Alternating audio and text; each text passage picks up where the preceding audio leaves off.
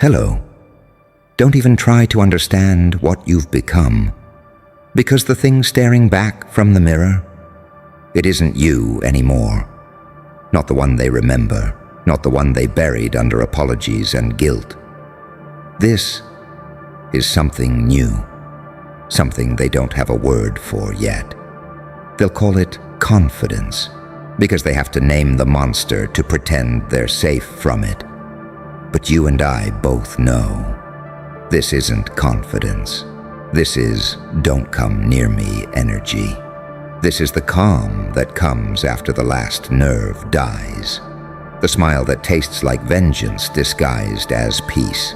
You stopped seeking validation the moment you realized validation is a leash. And the second you unclipped it, the world started to shake. Because when someone who was once breakable decides to stop explaining themselves, the entire ecosystem of manipulators panics. You don't walk into rooms anymore. Rooms readjust around you.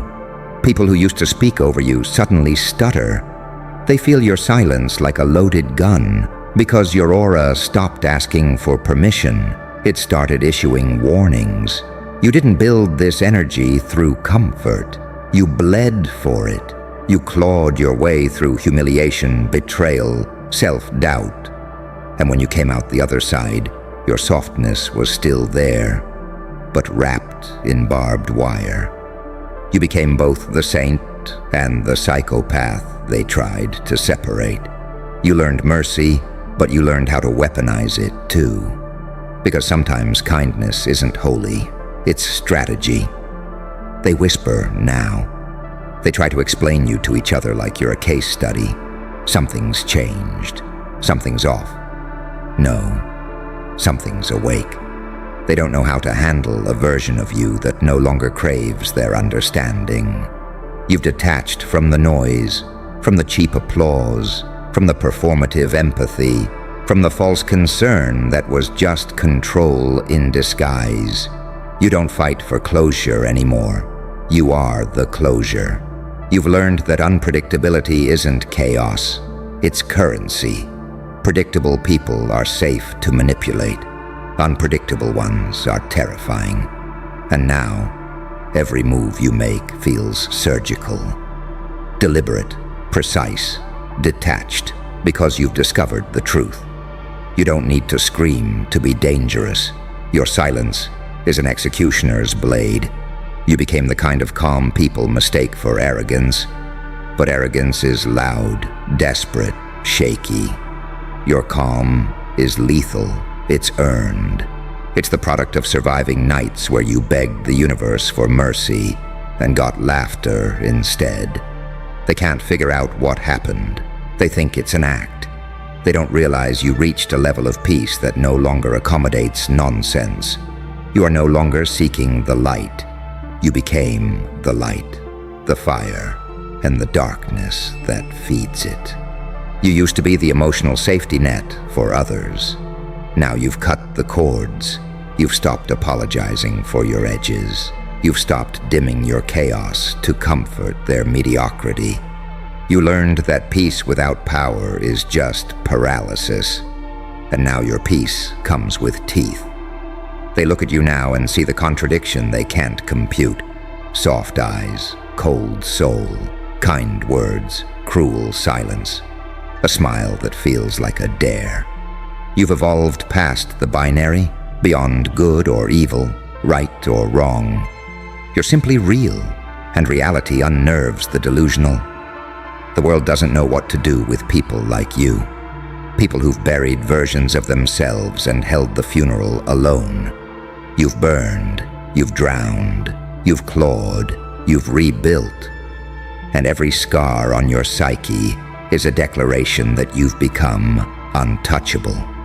Not because you stopped feeling, but because you started filtering who deserves to make you feel. Now when you walk by, energy shifts. Conversations break. Even silence bows a little. Because everyone can sense it. That quiet hum of authority that comes from surviving your own mind. You're not intimidating because you're loud. You're intimidating because you've been quiet for too long. And quiet people who've seen everything, they don't bluff.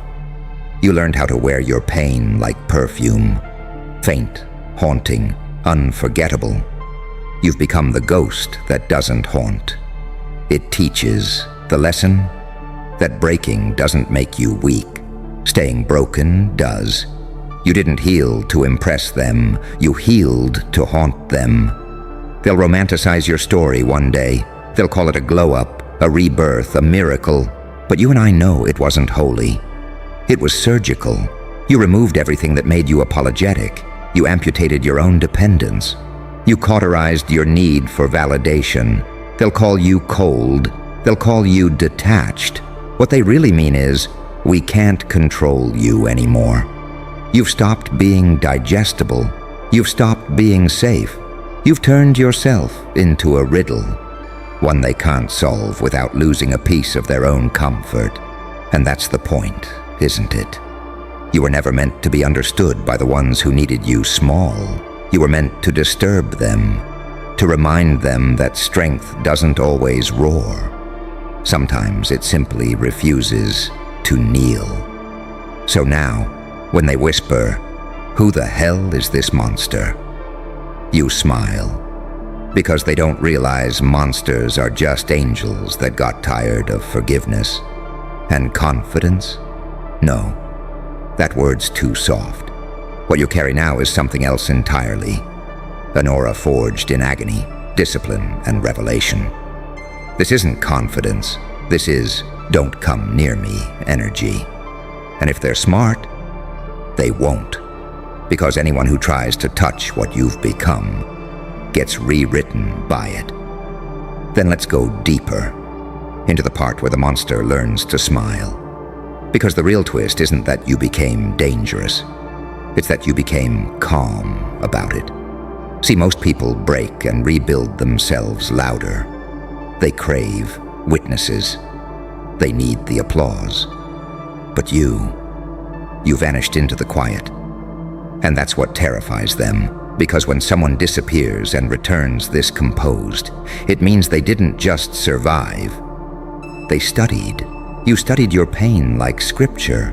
You memorized your heartbreak like a formula. You learned how to weaponize your empathy, how to sharpen your forgiveness until it cut cleaner than vengeance ever could. You turned your emotions into algorithms, your grief into a code. And now, when you walk through the world, everything slows down for you. You see through people like glass, their excuses, their intentions, their smiles, transparent. And that's the curse of awakening.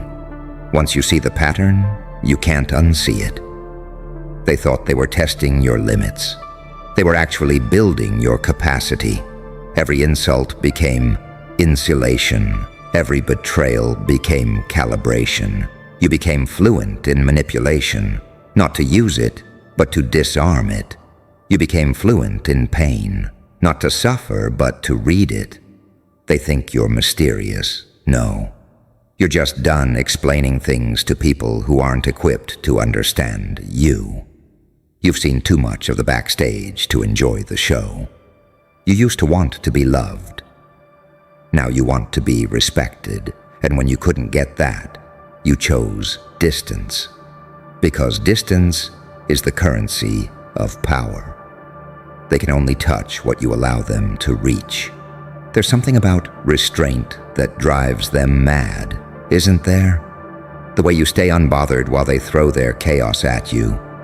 It's surgical, it's elegant, it's horrifying, because you're not angry anymore. You're aware, and awareness is scarier than rage, because rage is noisy, predictable.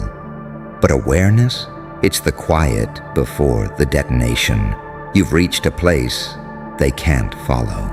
You stopped playing chess with people who don't even know they're pawns. You stopped trying to fix people who enjoy their brokenness because it gets them attention. You stopped performing humility for people who mistake confidence for sin. Now when they talk about you, they sound nervous. They use words like changed, cold, different. What they mean is, you no longer react when we pull your strings. They don't understand that your evolution was never about revenge. It was about self-respect. It was about walking into your own shadow and shaking its hand. You don't fear your darkness anymore. You use it. You've learned the secret few ever do. Peace and power share the same room, but only one of them locks the door. You are that lock now, the gatekeeper of your own frequency. You are not angry at them, you're indifferent. And indifference is a scarier weapon than any scream. Because love still hopes, hate still obsesses. But indifference is freedom disguised as frost. They will try to pull you back with nostalgia. They'll wave the past like a photograph. Remember who you were? But you do remember. That's exactly why you'll never go back. You remember what it cost to be kind to the wrong people. You remember how exhaustion masqueraded as loyalty. You remember praying for peace and getting silence instead, and realizing silence was the answer. The moment you stopped fighting for a seat at their table, you realized you were meant to build your own throne. And now, every move you make terrifies them because it's too clean. No noise, no drama, no announcement, just results. You've become the embodiment of what they fear most. Someone who doesn't need their validation to exist. Someone who thrives in solitude, speaks in precision, and loves selectively. You became the calm storm, the kind that doesn't warn before it hits. And maybe that's the irony of it all.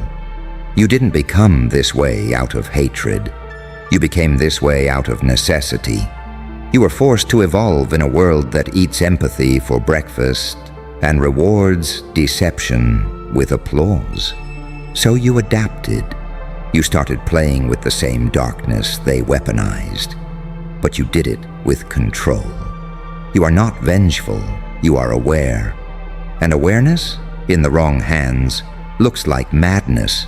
So now when they whisper, "Who the hell does this person think they are?" let them. Because deep down, they already know the answer. You're what happens when the victim stops bleeding and starts calculating. You're what happens when compassion grows armor and memory grows claws. They can't escape you now, not because you're chasing them, but because you've become the echo of everything they tried to bury. You are their consequence. You are their reminder. You are the mirror they can't stand to look into anymore. And the most poetic part?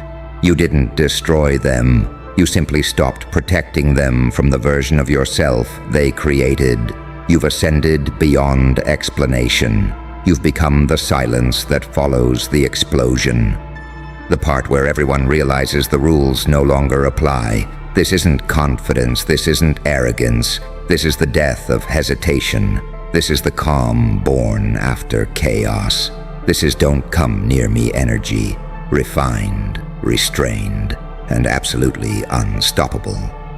And now, they'll either evolve or evaporate. Because there's no coexisting with a person who's mastered their darkness and learned to love the quiet it brings. You've become the monster they whispered about, but only because you stopped pretending to be human in a world that profits off weakness. So wear it proudly, the aura, the calm, the silence. It's not armor anymore, it's your skin.